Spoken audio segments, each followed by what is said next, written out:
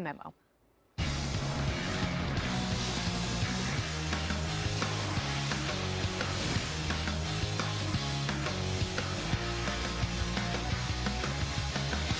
Senate Majority Leader Mitch McConnell said earlier this year that it's only possible to tackle entitlement reform when you have a divided government, which we're about to get in a couple weeks. Is there any hope that they will actually fix this mess? The panel is back. Lawrence, Mattie, and Deirdre. Mattie, you touched on this earlier. We cannot possibly have economic health in this country, especially long term, unless we tackle this kind of spending.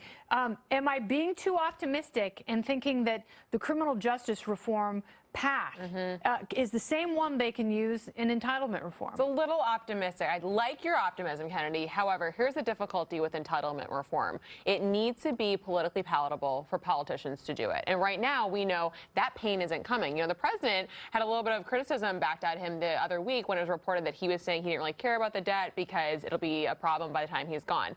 He's just saying what every single politician, no matter what their political party is, thinks. That's not their problem because it will come to rise when they are not in office. Yeah, just keep kicking the can down So the the question is, how do you make the political pressure such that politicians today have to act for a problem that isn't going to hit for 20 years, and in 20 years it will be too late to fix? And not even 20 years in some cases. You lay that out nicely in your monologue. We've only got a couple years until some of these accounts start to run dry. They're directly funded. We've got a big problem. Yeah, I think $27 trillion by 2023, to your point. So it's a pretty big number. Also, to your point, you either have to raise taxes or borrow more. When we were at zero interest rate, it's kind of palatable to borrow more, but now with rates going higher, we actually saw the Fed move today, it begins to become a problem. Yeah, we can't tax our way enough to save these things. Yeah, so I think the problem, the comparison to the criminal justice reform, I think that people eventually evolved on the issue and felt like we need to do this from a common sense perspective. How come they can't do that on entitlement? Because I don't think they believe that way. The first time I ever heard Democrats even talking about the deficit is when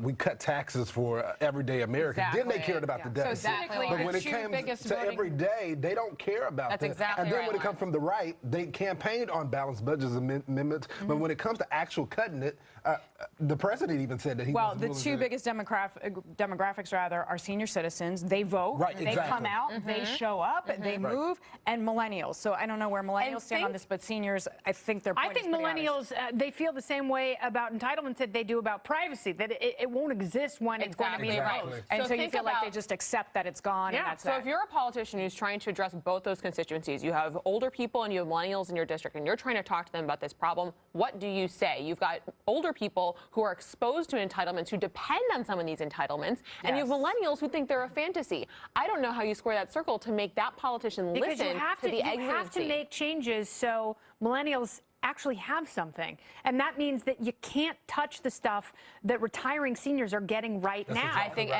they will throw your keys to right out of office. If you go to Lawrence's point, the left's agenda relies on people thinking there's an endless amount of money for people to spend. We know that that's not true. So we need to start making cuts on things that people care about, that is part of their agenda, to make the point that you can't serve both. You can't have both entitlement spending and have this domestic spending agenda that you can pay for. You don't have enough money. Or we talked about George H.W. Bush and his recent passing, and that was the whole thing, how he kind of got hosed on the no new taxes. I mean, I'm not defending the Bush legacy, but essentially they were trying to be responsible. He took it and obviously was voted out of office. And Ann Richards said, it's the economy, stupid. All right, panel, thank you so much. Mattie and Lawrence, great to see you all.